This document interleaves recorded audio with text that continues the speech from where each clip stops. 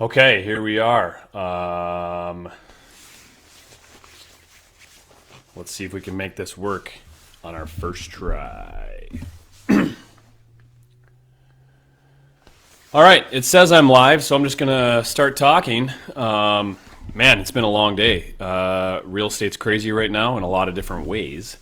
It's fun, it's exciting, it's stressful, it's frustrating, it's energizing, it's exhausting. It's all the things. But one of the things that I enjoyed this week is I sat in on the state of the city in the city of Lakeville, and I learned some really cool things. So I'm just going to cover a few of these little thoughts that I had, kind of my ahas and my takeaways from that meeting. And you guys can do whatever you want with that information. And that's going to be all we're going to do. So maybe 15, 20 minutes-ish tonight. It's not going to be super engaging back and forth. I'm kind of going to run through this thing. And if you guys have questions, please put them in the comments, and I'll do my best to come back and share that stuff. I've also got some pictures, some plans, and all that stuff that I can share. I thought about sharing my screen to show you this stuff, but it might be easier if I just post all these in the comments. So maybe I'll do that. All right. Like I said, I don't do this a ton, so I hope this is working. Otherwise, if it doesn't, this is going to be just a giant waste of my time.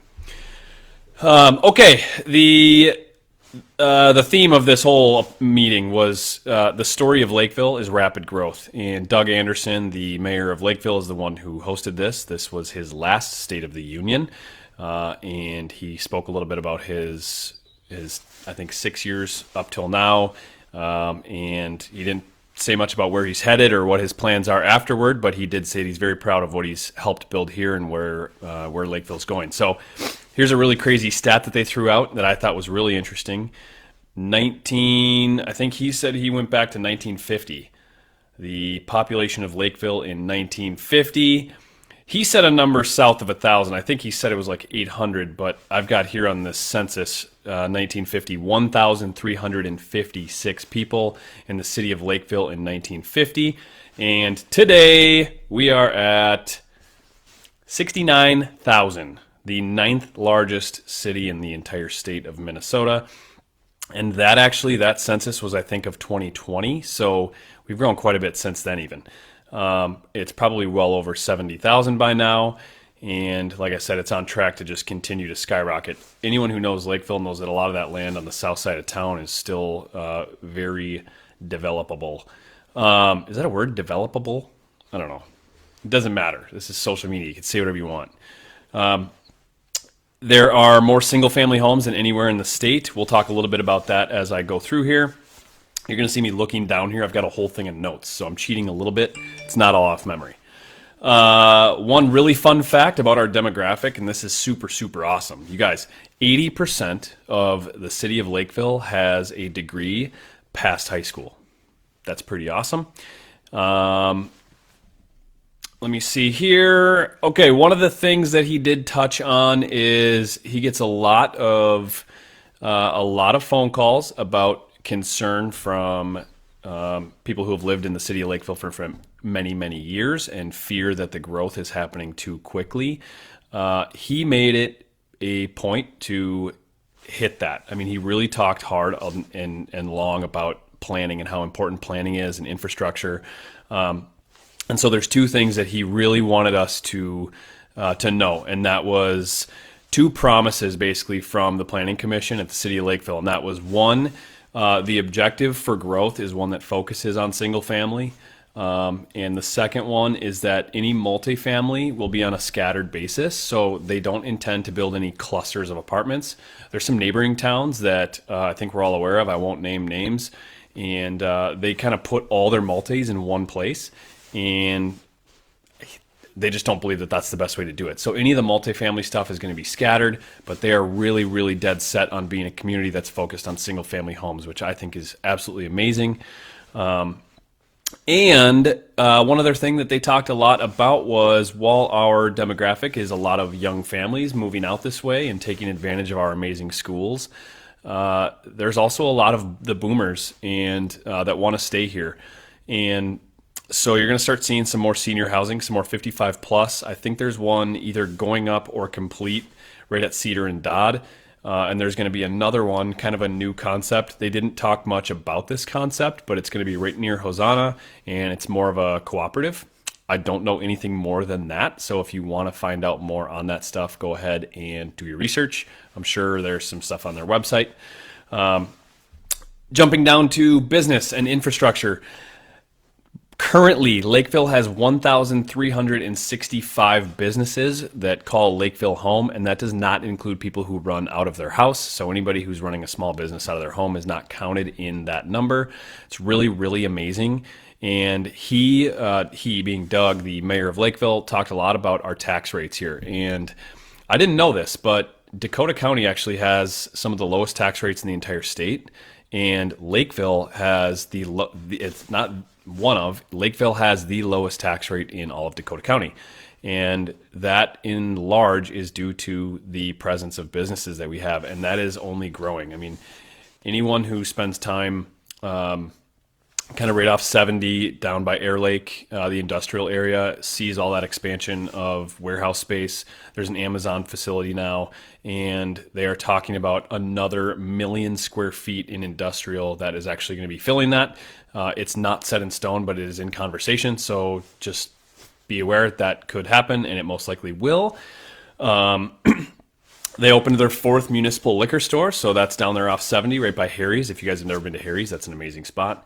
That liquor store is doing phenomenally, and there's 4 now. There's 4 liquor stores, and Mayor Doug Anderson spoke a lot about how much fundraising happens from those liquor stores, which is pretty awesome. So keep in mind, you guys, all that stuff helps our taxes. That's what keeps our taxes down, is the municipal-owned businesses and these huge corporations coming in and calling Lakeville home. So pretty exciting stuff on that front.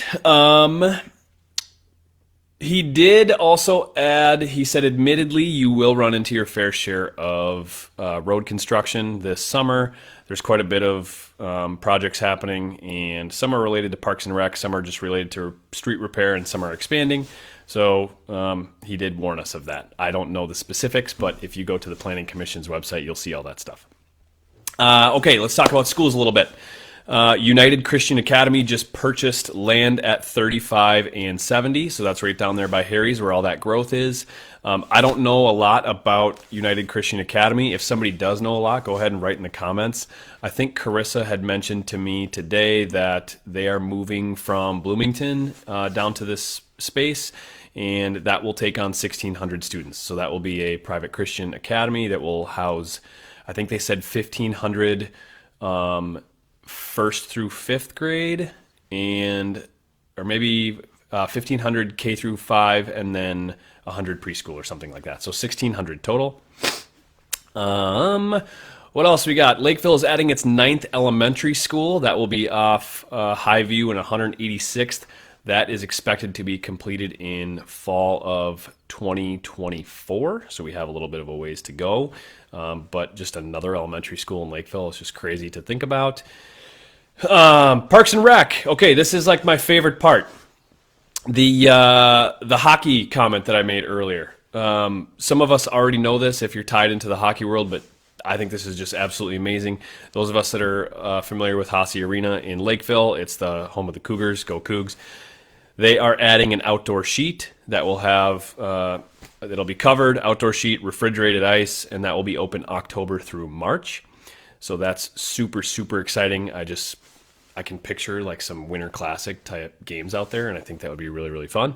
And let's just be honest, Lakeville's a hockey community, and we need more sheets of ice. So I'm super excited about that. And I will post the images of the pavilion that they're planning to put in the comments, so you guys will be able to see all that stuff. They also talked about how Ritter Farm Park is just an underutilized jewel. So you're going to see a lot of improvements coming to Ritter in the near future. Antlers Park, you guys, if you haven't seen the plans for Antlers Park, totally different. It's, I believe it's under construction now, or it's very, very close to beginning construction. And the plan for it is super, super cool. So I will post that in the comments as well. But it's going to be, not that it wasn't a place to hang out now, because it was kind of our only like beach, but you're just going to see there's a splash pad for the kids. There's showers to rinse off. There's just like it's going to be a cool facility. So I think it's going to be a place that you're going to want to spend a lot of time in the coming summers. I believe that is planned to be like fully done in 2023. So probably like sometime next summer.